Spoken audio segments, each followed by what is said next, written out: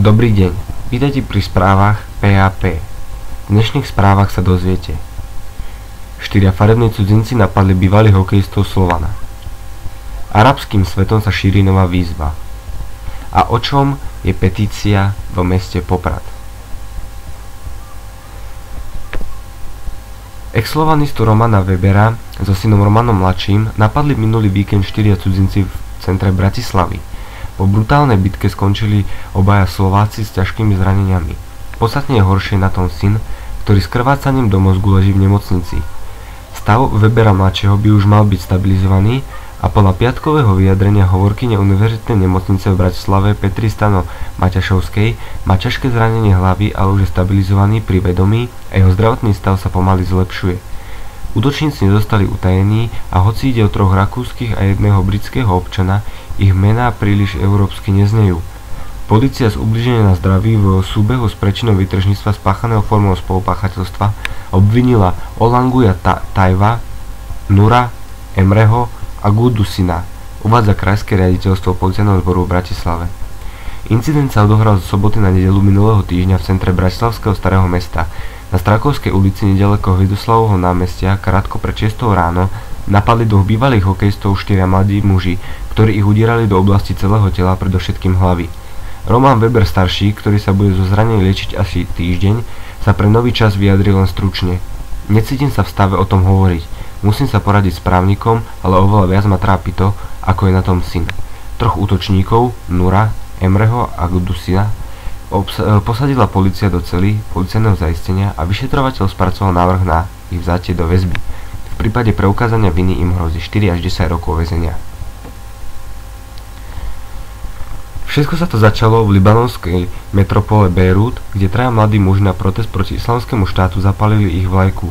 Bola to reakcia na únos 20 libanonských vojakov a popravu seržanta. Mladíci zverejnili video horiace vlajky na internete s výzvou, aby každý, kto odmieta islamský štát, to urobil tiež. A tak vznikol po vzore Ice Bucket Challenge nový challenge Burn ICIC Flag Challenge. Síce sa táto kampaň rozšírila po celom svete, v Libanone si ale získala značnú pozornosť. Niektorí libanonskí úradníci nie sú nadšení z počinu mladíkov. Minister spravodlivosti Ashraf Rifi vyzval k najprísnejšiemu trestu za urážku islamského náboženstva a jeho symbolov. Tvrdí, že vlajka je náboženskou relikviou a nie symbolom islamského štátu a že tento počin môže vyvolať sektárske konflikty a preto je to podľa libanonského práva nezákonné, uvedol denník Ashar al-Aswad. Nabil Nakuoyala, člen parlamentného bloku Zmeny a reformy pre Libanon, uviedol, že mladíci nechceli uraziť islamské náboženstvo. Člen rovnakej skupiny Ibrahim Kanan im postupne poskytne právnu podporu, keď sú obvinení z trestného činu. A o čom je petícia v meste Poprad? My, podpísaní občania, žiadame mestské zastupiteľstvo mesta Poprad, aby v súlade s paragrafom 13a odsek 3 písmena a bod 1 zákona číslo 369/1990 zbierka o obecnom zriadení v nadväznosti na zákon číslo 85/1990 zbierka o petičnom práve vyhlásilo miestne referendum v meste Poprad o umiestnení logistickej základne NATO v Poprade.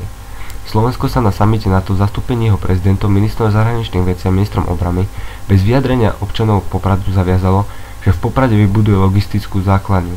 Logistické centrum bude slúžiť aj na uskladnenie munície v prípade operácií NATO.